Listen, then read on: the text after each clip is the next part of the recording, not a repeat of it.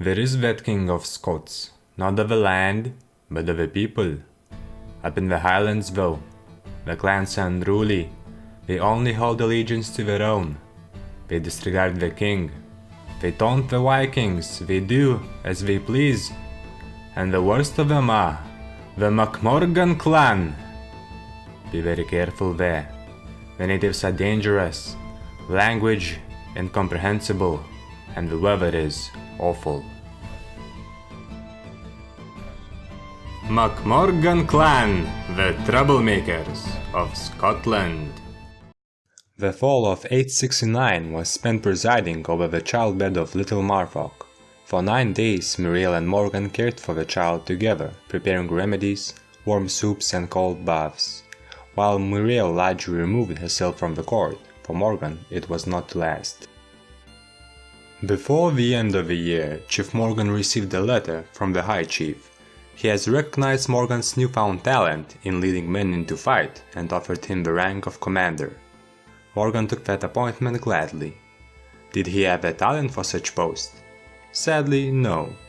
But did he have the wrath, the courage to charge, the confidence to command, a drunken boldness? All that he had. Muriel reminded Morgan he had other daughters to care for, and normal governance returned. He needed no reminding of a nomination he pledged at court, however. He had 5 daughters now, and the eldest would be heir. Thinking he would with time have a boy, he hadn't paid much attention to their upbringing previously. This now had to change.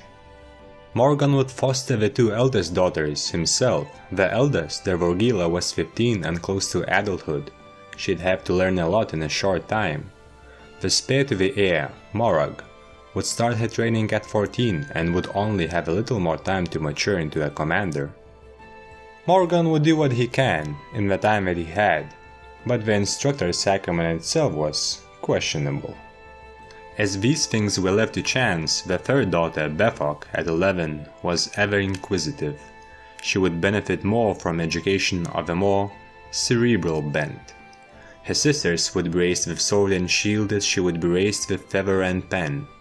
Dervorgila would rule, and Bethok would administer her realm. As Morgan couldn't provide such education himself, she was sent to be fostered by Mir, his friend and steward. Morgan raised his children best he knew, it must be said, but he only knew to raise boys. And raise them like boys he did. A natural-born diplomat, Dervorgila was sent into a role not at all suited for her. Well-groomed, honest, and gregarious, she dealt with others in a most sensitive and tactful way. A fine warrior she did not make. That fact was lost onto Morgan, who seldom knew better to identify the flaws, nor cared to see them. She would fight, would she not, he said, and that was good enough. By the end of that year of 869, Bishop Kenneth approached with a plea. To the surprise of Morgan, it did not bore him so much as to send him drinking again, nor did it concern the wolf warriors. The Norse invasion sent several church relics scattering across the realm, and Kenneth was quite certain that certain rumor was worth pursuing. Morgan was glad to agree. Not only he could come into possession of one such prestigious artifact, he would also send his bishop away from court. It did surprise him in the end that Kenneth was a true believer. As a cynic, he never ascribed him the faith truthfully. A bishop would swear he is a man of the Lord, whether he was or he was not. But Kenneth was arduous in his search, so in his faith he was also true. He sent another word to Morgan asking to send him scholars for aid. Of learned men, there were few in the tribe, and to Morgan they meant little, so he gladly obliged. Best keep this man off court, especially if he is leal to his other master. Court matters dealt with and here groomed, Morgan would find new pursuits. He continued to train with his daughters. While Dervorgila would gradually pass up more and more of her sparring, as she would no longer be obliged to attend the practice, The younger, Morag, would eagerly bring all her fury onto the practice. She was physical in her approach, but did not lack for technique either, matching the brawn of boys and sometimes even grown men if they were not careful. She taught Morgan as much as he taught her, and it was up for question on who was the instructor. There was another war in England at the time. The Danish prepared an invasion from Jutland, and though it wouldn't amount to much as nearly every English king united against the Danes, it was clear that these were turbulent times. With that in mind, the chief pledged to raise a war chest in case trouble would come to Scotland. Back then he did not know said trouble would brew closer to home. Morgan raised his heir to rule after him, but his succession was far from secure. All children normally belonged to their father's dynasty. He needed to find a man who would agree to the contrary, should his line by his daughters be preserved. He first approached Smalserv, heir to MacMorgan clan. "You come with good intentions, I'm sure, but my wife died not 3 months ago. I would take another, yes, in time, but I will raise my children then, not hers. I have but a sole son, and my wife's death reminded me just how fickle life can be." Next he approached Kenneth, eldest son of MacDrostans. "Would that I could, Chief Morgan, but I am yet unmarried myself and childless besides.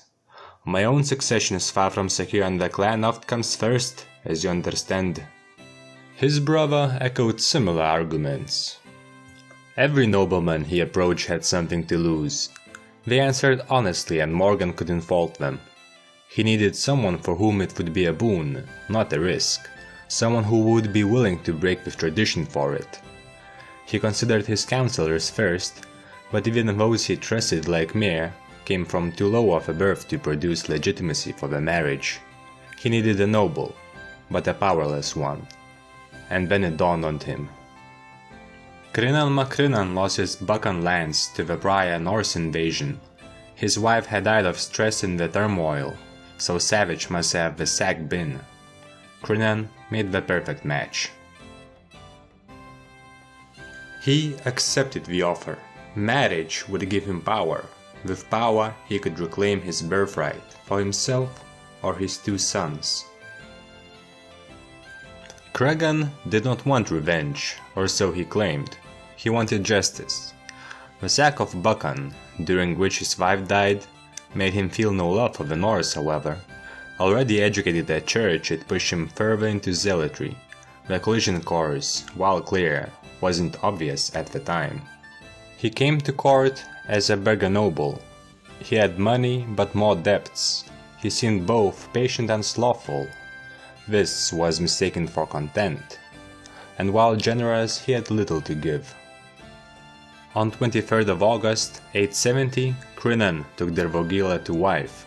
On his finger, Dervogila would place her own ring. The groom's zealotry would quickly create a rift between him and Morgan, something Morgan had failed to foresee. As Morgan ruled though, it would be a while before Crinan would have a voice on the council. And without it, he had to wait his turn to speak. Mora grew up to be everything her sister was supposed to be. She excelled in her studies, developed into a master tactician, far surpassing Morgan and Dervogila both. She developed a fit physique, was broad of shoulder, and well groomed besides. Though she did not boast of it, she enjoyed exerting this force over others. She was good in a battle and better in a fight, a model tribeswoman like her father wanted. Yet for her many virtues, there was one drawback: she was already promised. Donald, heir to MacGurry clan, that dulleth, amicable young man, would take her hand in marriage. He'd need a woman like her to be sure, but MacMorgans would have to do without her skill set. That autumn, the court spymaster slunk into the hall. Caelan was an infrequent speaker in the council, and his appearance never meant good news. Dire tidings, he said softly. My worst fears were not unfounded. High Chief Hugh of Moray seeks to revoke your tribal lands. Morgan's face flushed red with anger. What? Why did you not tell me of this earlier? Kaelin kept quiet. Morgan was drunk long after the wedding at the time. Call my council! Soon Marshal Fingal walked in, followed by Mir limping. Having taken a wound in morning practice, the steward stumbled through the wedding on a cane. As the proof of a fabrication were laid before the four men, the discussion of what to do dragged until dawn. The men made their counsel heard. Justice must wait. We ought to keep this information to ourselves, not to give up that advantage. He suggested they should raise warriors in preparation meanwhile. Kaelin agreed that they should keep quiet, but added that raising troops will alert the High Chief and that they should create a counterplot to undermine the fabrication from the shadows. Mir, most unexpectedly, suggested that Morgan should ask the High Chief to end the plot himself instead. When he finds out his plot has been discovered, he may as well abandon it in favor of covering his tracks. There was wisdom in this. Morgan decided to follow his own course. Our Chancellor is dead, and the priest is away. Mir, are you a man of letters? Mir nodded. Write a letter to Hugh MacAlpin of Moray. I resign as his Chancellor at once. I will confront him directly, yes, but I will not go alone. Fingal, you are the Marshal. Bring me men. How many? Fingal asked. Well, all of them. The resignation was sent the next day. The march out wouldn't begin for another 41 days, however. For one, Hugh, the chief of Moray clan, was away on campaign with the king. Secondly, troops had to be mustered for a march, which would also take time. On day 40, clad in rattling chainmail, Morgan entered the Long Hall's loft where his wife presided over their sick daughter. I must go. Possibly into a fight, he said. Muriel turned around to hug him and squeeze him through the armor. Then go, she said. That took him by surprise. I thought you'd want to hold me back. When you took a wound fighting pagans, when you tossed spears in the courtyard, when you drank, that's when I wanted to hold you back. But all of this you did in peace. When I tried to hold you back, you hurt yourself. The Chancellor was right. The Chancellor he is dead, but he was not wrong. This man of Moray, he threatens us. He threatens our daughters. She again turned back at the little one. This fight, I grant you. 600 men left for Moray on February 25, 871. Among them were his marshal and commanders. MacAlpin clan has weakened by warring, but even then they could raise up to 540 troops, enough to match MacMorgan's on the field of battle. Instead, when they encroached on the tribe, they found Hugh's men waiting well behind their palisades. I've come to talk to you, Morgan said. I knew you'd come, he replied, and I know your talk. We've been ready.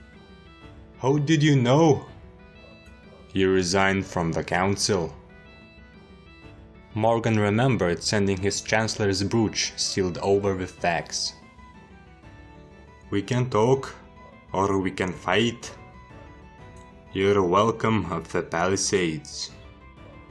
The fight would be close even on the ground. With equal numbers, they would be very much unassailable. Abandon your schemes on my lands, and I shall leave. They are my clans and mine by rights. Your lands would be better off with me. A drunk like you would only mismanage them and shame your clan. How dare you?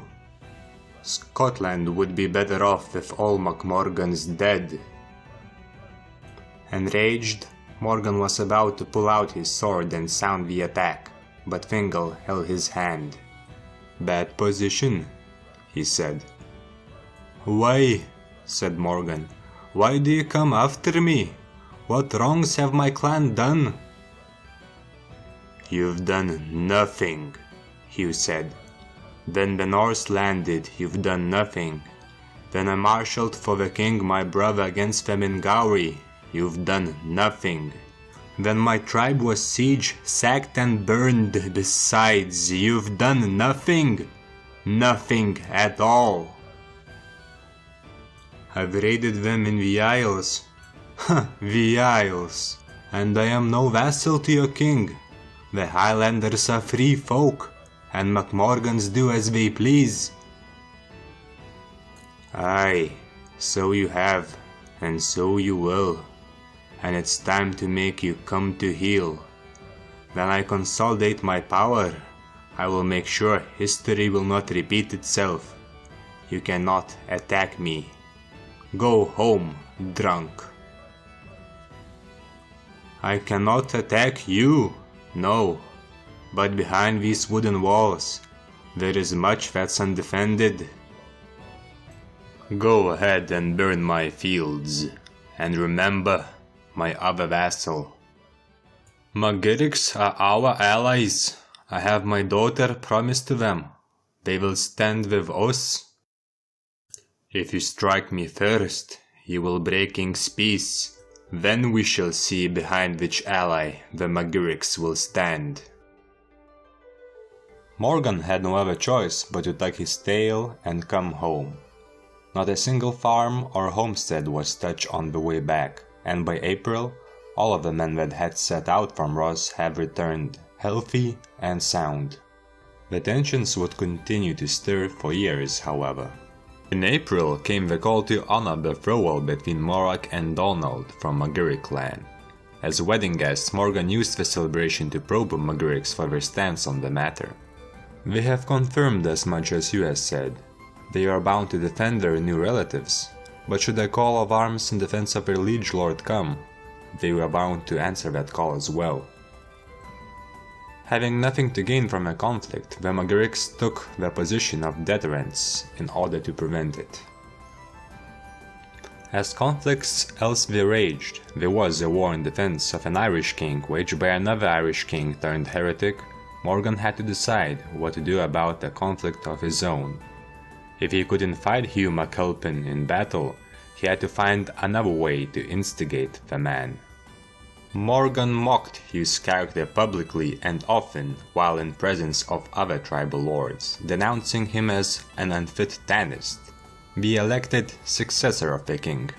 At some point, should the rumors grow common enough, he would have to defend his reputation in duel, and Morgan was counting on that. Even if he raced in rebellion and won, he would still remain chief in Moray, and that's no weakened rival. Remembering his spy master's previous counsel, Morgan gave way to organize a counter-plot. He was already plotting to revoke his titles, so why not fabricate a claim on his? Only ousted from Moray, he would be truly beat. While Morgan did his best to spread rumors, he wasn't the most glib of tongue, and though annoyed, Hugh MacAlpin dismissed the somewhat immature provocations. While Morgan grasped at straws, looking for allies at Hugh's court, his own power grew. Morgan had to stop his foe's Tanistry. He threw his support behind the second in the running, King's youngest sister, Malmure. His own heir was a woman. Why not the queen? There was another way to deal with Hugh in truth. The Pope died at the end of a dreadful year of 871. He was succeeded by the new Pope, Eugenius II.